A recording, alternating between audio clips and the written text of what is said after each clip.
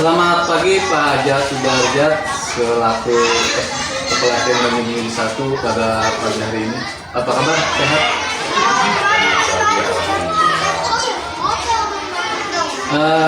Kedatangan saya ke Bapak tidak lain adalah untuk melakukan sesi wawancara kepala sekolah untuk kepentingan tugas dari guru penggerak angkatan 11 Kabupaten Karawang. Baik Pak, bisa kita mulai ya? Yang pertama, selama ini bagaimana Bapak dapat mengidentifikasi kasus-kasus yang merupakan dilema etika atau didikan moral? Bagaimana cara?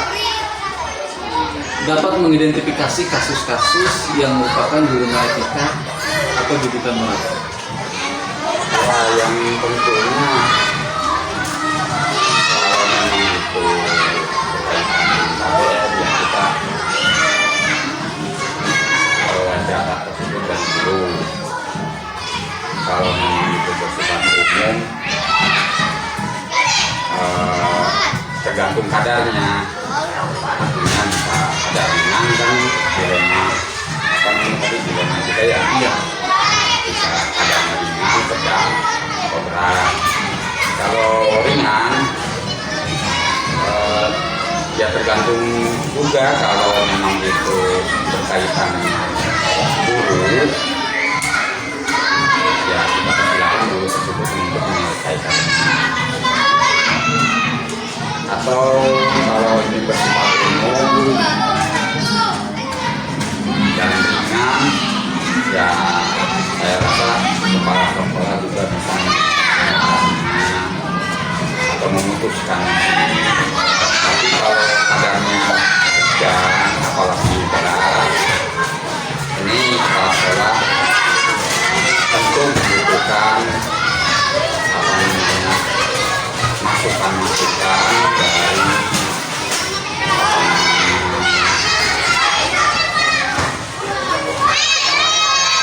berbagai pihak, khususnya para guru ini untuk kita musyawarahkan agar nanti keputusannya benar-benar bisa dapat menyelesaikan dilema etika tersebut. Ya, saya paham dilema etika itu apa namanya konflik dua kepentingan yang sama-sama memang harus diupayakan. Namun demikian kan kalau terjadi dalam satu waktu tidak mungkin keduanya kita bisa hadapi. Oleh karena itu kan pertama kita kedua-duanya kita identifikasi. Misalnya apa, siapa, mengapa. Tadi kalau apa, siapa, mengapa kadarnya ringan, ya kita atasi secara langsung atau oleh guru. Kalau sedang, lagi berat, kita libatkan berbagai pihak. Kita ajak orang tua pun kita ajak bicara, komite atau instansi terkait. Ya intinya kita memutuskan hal tersebut tidak boleh asal, tidak boleh menang, harus betul-betul dirumuskan dengan baik agar bisa diselesaikan tanpa ada kecewa. Bagus sekali Pak, saya sangat menarik ya dengarnya dan mudah-mudahan bisa saya aplikasikan nanti ke depannya. Selanjutnya, selama ini bagaimana Bapak menjalankan pengambilan keputusan di sekolah Bapak, terutama untuk kasus-kasus di mana ada dua kepentingan yang sama-sama benar atau sama-sama mengandung nilai kebajikan. Bisa dicontohkan ya, Misalkan dilema etika itu seperti anak ya misalkan kenakalan seperti bercanda di sekolah, terlambat sekolah, tidak masuk sepatu. Pada dilema moral itu ya misalkan seandainya anak itu ya berkaitan dengan moral, maksudnya cara keluarganya dia orang miskin dan lain sebagainya. Ya pada dasarnya jawaban sama seperti yang tadi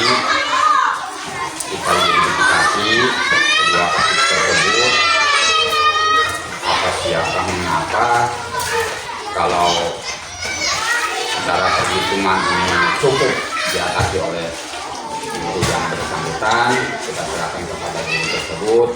Kalau memang ini kasusnya berat, saya pasti akan mengadakan musyawarah untuk menyelesaikan masalah bersama Dewan Guru. Apalagi karena beberapa kali kita libatkan pihak-pihak terkait, orang tua, termasuk lembaga. Mungkin itu. Artinya kita tidak boleh gegabah lah. Ya baik Pak. Untuk selanjutnya apa ya? Langkah-langkah atau prosedur seperti apa yang biasa Bapak lakukan untuk mengatasi kasus-kasus yang telah terjadi? Ya prosedurnya tergantung pula apakah itu bersifat insidentil. Kembali lagi tadi agarnya dengan sedang berat. Yang kedua, kalau kasusnya masih bersifat kemungkinan, artinya jangka panjang, bahwa nanti sekitar bulan sekian kemungkinan akan ada gejala. Nah, kalau yang bersifat insidentil, ya tentu kita segerakan untuk diatasi.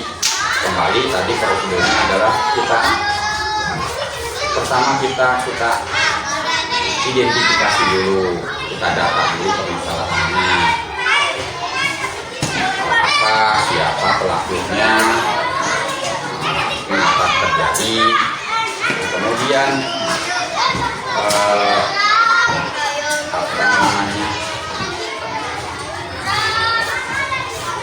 baru kita ambil langkah untuk pemecahan masalah. Ya tadi bisa secara sendiri oleh kepala sekolah, bisa secara musyawarah oleh Dewan Guru. Kalau kasusnya masih bersifat praduga, dugaan, kemungkinan, ya itu kita tentu harus menyusun program pendataan mobil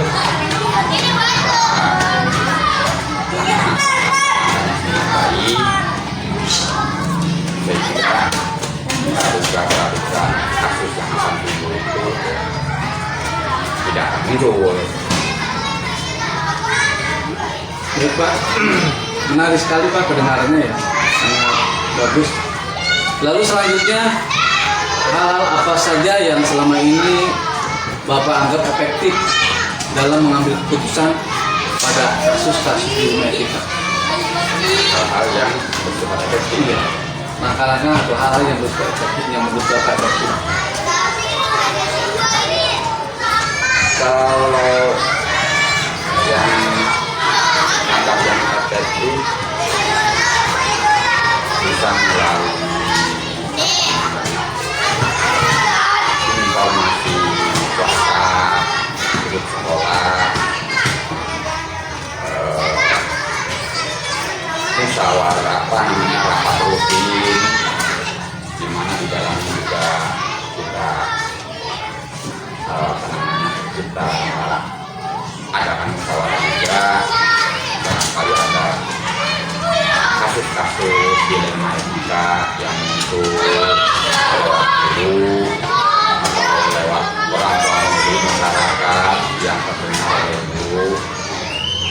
Pada saat itu kita mengumpulkan, kita bahas bersama-sama tentang masalah. Jadi cara-cara langkah-langkah efektif yang biasa saya lakukan itu mengadakan rapat rutin setiap awal bulan, selain untuk menyampaikan informasi juga untuk membuka ruang Dewan Guru manakala ada temuan-temuan berupa kasus yang berkaitan dengan dilema etika. Baik Pak, selanjutnya hal-hal apa saja yang selama ini merupakan tantangan dalam mengambil keputusan pada kasus di rumah kita?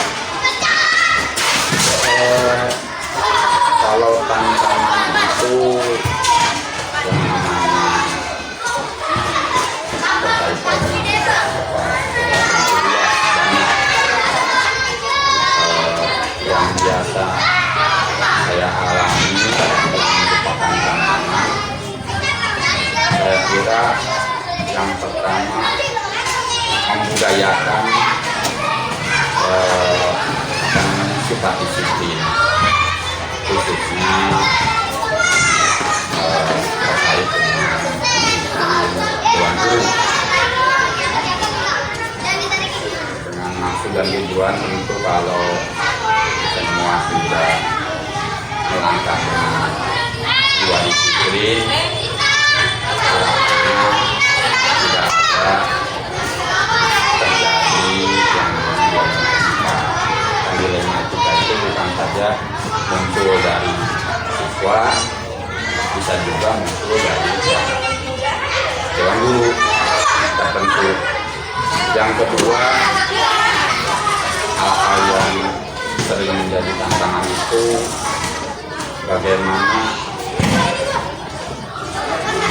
agar guru selalu berupaya untuk meningkatkan kualitas dalam hal menjalankan kegiatan belajar mengajar. Nah, ini peningkatan kualitas pendidikan terutama di sekolah sendiri. Yang ketiga yang menjadi tantangan adalah penegakan disiplin atau ketaatan para siswa terhadap aturan-aturan atau tata tertib yang kita berlakukan. Masih sulitnya anak pembiasaan dalam membuang sampah, pembiasaan dalam berpakaian yang rapi dan sopan, pembiasaan siswa tidak tutur kata jorok, pembiasaan terhadap siswa untuk tidak melakukan bullying terhadap temannya. Pokoknya masih banyak tantangan-tantangan yang dihadapi, dan itu bagi saya sebagai kepala sekolah tidak boleh putus asa kalau tantangan-tantangan itu masih belum bisa diwujudkan, belum tercapai. Mereka harus optimis karena selain tupoksi juga bagian dari dedikasi sebagai pendidik untuk meningkatkan kualitas pendidikan demi bangsa dan negara. Wah, menarik sekali Pak, sangat bagus Pak ya. Lalu selanjutnya, apakah Bapak memiliki sebuah tata kelola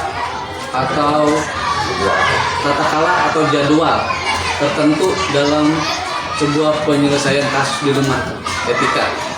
Apakah Bapak langsung menyelesaikan di tempat atau memiliki sebuah jadwal untuk menyelesaikannya?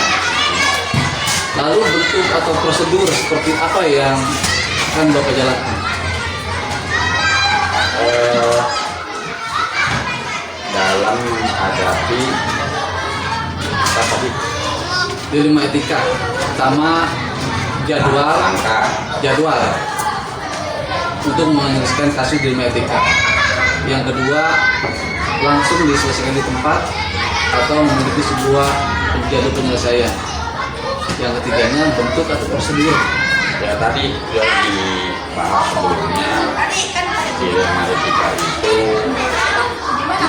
bisa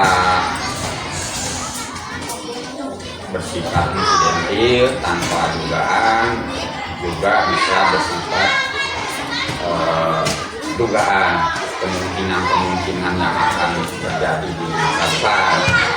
Kalau yang insidentil itu tidak bisa dihentari, harus diselesaikan segera. Kalau yang masih bersifat kemungkinan praduga, ya tentunya kita harus membuat jadwal dengan sebaik-baiknya, program dengan sebaik-baiknya, agar dugaan-dugaan yang kita prediksi tidak akan muncul. Mungkin ya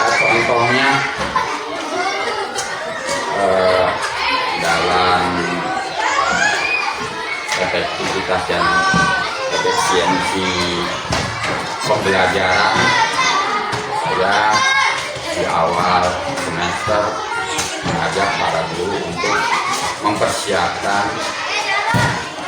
hal-hal atau administrasi yang berkaitan dengan kegiatan pembelajaran agar direncanakan atau diprogramkan dengan sebaik-baiknya agar tadi kemungkinan yang akan terjadi buruknya bisa diminimalisir.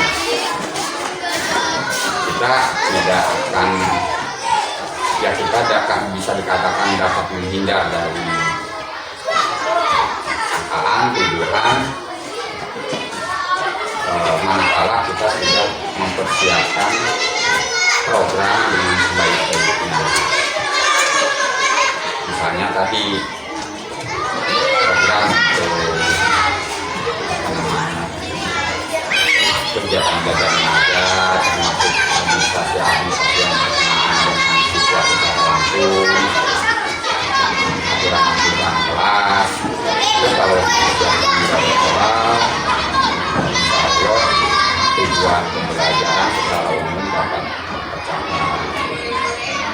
Kalau tujuan pembelajaran secara umum tidak tercapai, ini yang akan muncul kasus etika lah, katakanlah kualitas anak rendah, orang tua tidak terima, guru pun tidak terima. Itu kan kita sulit memecahkan masalahnya. Barangkali kira-kira seperti itu. Baik Pak, sangat bagus Pak pengalaman Bapak.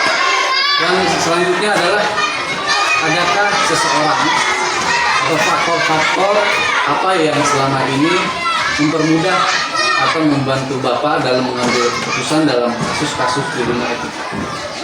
Ya, faktor-faktor atau ya faktor-faktor dan itu yang dapat membantu saya selaku kepala sekolah dalam menyelesaikan atau memutuskan suatu kasus yang berkaitan dengan dunia etika adalah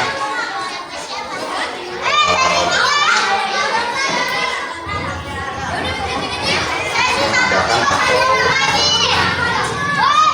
mewujudkan kerjasama waktu keluarga, mempererat kerjasama, jangan buah-buah. Jadi kalau ada yang menghadapi kasus permasalahan, yang lain diam saja. Jadi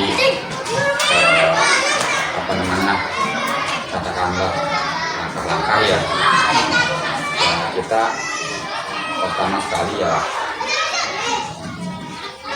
sinergitas atau kebersamaan,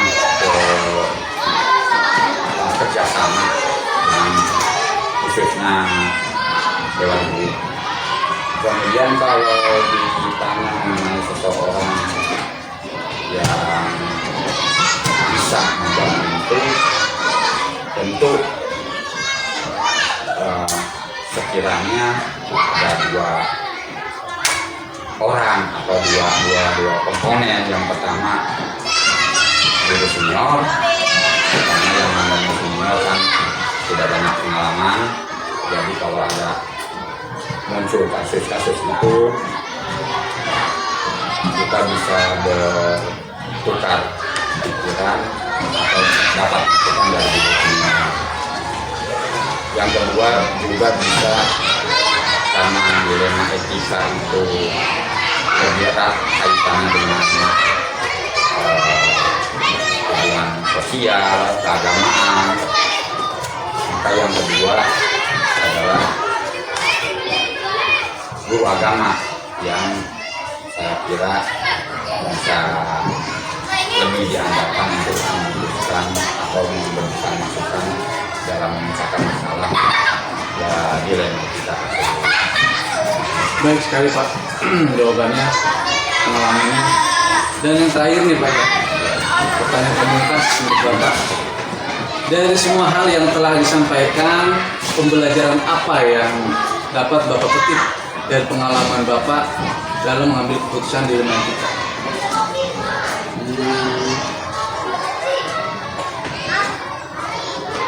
pertanyaan. Pembelajaran atau pengalaman yang dapat dipetik dari pengalaman yang telah Bapak laksanakan dalam mengambil keputusan di dunia etika. Tentunya bahwa kasus atau dilema kepentingan dilema etika seringan apapun, kalau kita atasi dengan asal-asalan, ya maka hasilnya pun bisa asal-asalan, artinya tidak memuaskan. Jadi pengalaman atau langkah-langkah yang saya hadapi untuk problem seperti tadi selalu berupaya untuk melibatkan pihak-pihak terkait, khususnya para guru di sekolah kita ini, untuk mendapatkan masukan-masukan. Terima kasih kepada Bapak Joko Sudarjat, SPD selaku Wakil dari Indonesia 1. Semoga pengalaman yang telah Bapak sampaikan tadi dapat bermanfaat bagi kami calon guru penggerak angkatan 11, dan saya ucapkan terima kasih. Assalamualaikum warahmatullahi wabarakatuh. Waalaikumsalam.